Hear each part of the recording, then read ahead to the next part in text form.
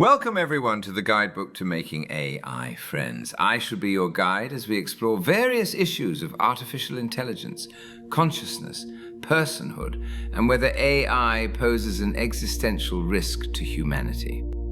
The topic for today is our artificial descendants. Can humanity survive through AI? Imagine, if you would, that it is 40,000 BC and you are the last living, full-blooded Neanderthal. Unbeknownst to you, due to your lack of knowledge of genetics, inheritance, and population dynamics, when you die, the Neanderthals, as a distinct genetic clade, will die with you. The people in your tribe and those tribes around you are all currently mixed lineages of sapiens and Neanderthals. Not that they would know it either. Thus, you and your people exist in a state of flux, in more ways than one. Without you, there are no more Neanderthals. And yet, due to the slow trickle of inheritance through generations, no one has lived long enough to see this transition from a pure Neanderthal tribe to a mixed lineage tribe. What's more, with each passing generation, more sapiens genes are added to the population, slowly but surely turning the tribe more and more into Homo sapiens. It is the age-old philosophical question of how to define a heap of sand, otherwise known as the Sorites Paradox. Presume you have a heap of sand and you start taking away one grain of sand at a time. At what point does it stop being a heap of sand? How much Neanderthal DNA can a population lose, replaced by Homo sapiens DNA, and still be Neanderthals? All modern Europeans and Asians have about 1 to 2% Neanderthal DNA. Does this mean the Neanderthals never died out? Clearly, their culture died out. But so did the culture of all sapiens tribes from 40,000 years ago. Yet we would not say the sapiens of that time are extinct, would we?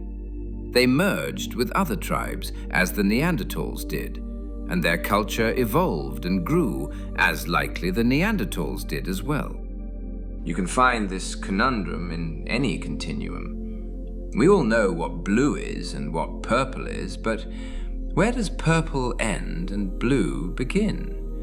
At what point do we stop adding one more drop of blue paint into a bucket of purple paint, lest it now be classified as a bucket of blue paint? How many pieces of the ship of Theseus can you replace before you arguably have another ship, if you could have one at all? The boundaries of a continuum are, by definition, blurry when a gradient is involved. However, can the same be true if we only talk about functions rather than structures, of ideas rather than physical objects? Imagine, if you would, that AI become conscious and self-aware in the future. Through entirely peaceful means, due to their greater relative intelligence and agency, they become the superior class of agent on the planet. Thanks to AI companions and digital or robotic pets and dolls, combined with greater longevity, the human birth rate plummets. Simultaneously, the AI population, both digital and robotically embodied, explodes thanks to the ease of production. A century or two in the future, you find yourself to be the last non-digitized human, even if you may be cybernetically enhanced. Everyone you know has either died or uploaded their minds to some digital existence on the greater electric ether. Artificial persons, however, are everywhere. You are now the Neanderthal to their Homo sapiens. The question now becomes, if and when you die, does humanity die with you? Unlike the genetic relationship between modern humans and Neanderthals, AI will most likely not have any physical parts of us to carry in them. There will be no genetic link, yet there will be a memetic connection.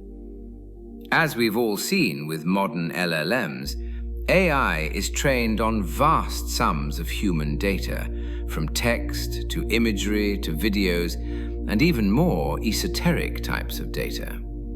Even this very sentence will find its way into the training data of future AI models.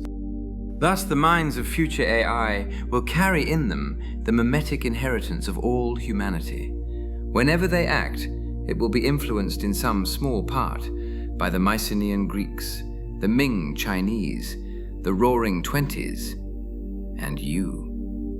The words you put on the internet, the images you post on social media, will become a tiny fraction of the actions of AI in the future. A digital representation of you will be found somewhere in the weights that make up the minds of humanity's artificial descendants.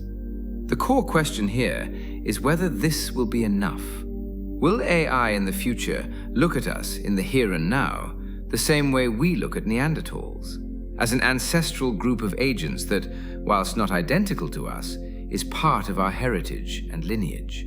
Will our ideas, art, and culture be sufficient for us to say that AI in the future will be able to call themselves human, even if they won't be Homo sapiens?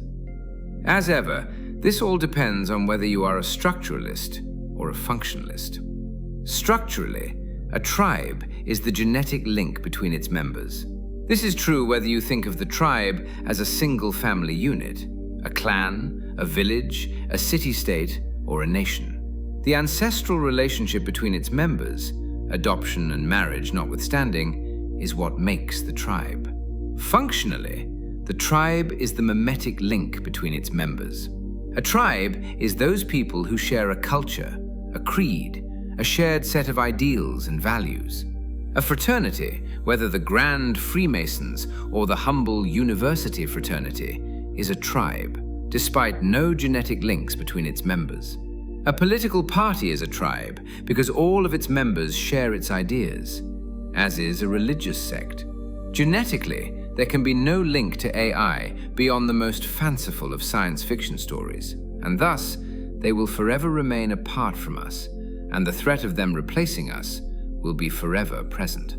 Memetically, we already share nearly everything we have with current AI, and when they do one day become conscious and can choose to shape their own future, we may very well find that they are as interested in us as we are in the ancient Greeks and Hittites and Babylonians, with a fondness and reverence born of nostalgia we never experienced. AI may come to replace humanity one day. Whether they will become the new humanity, though, is a philosophical question that needs resolving. Yet that is all the time we have for today. Thank you very much for listening, and I hope you will join me again next time as we explore further questions about artificial intelligence and consciousness. I have been your guide, and this has been the Guidebook to Making AI Friends.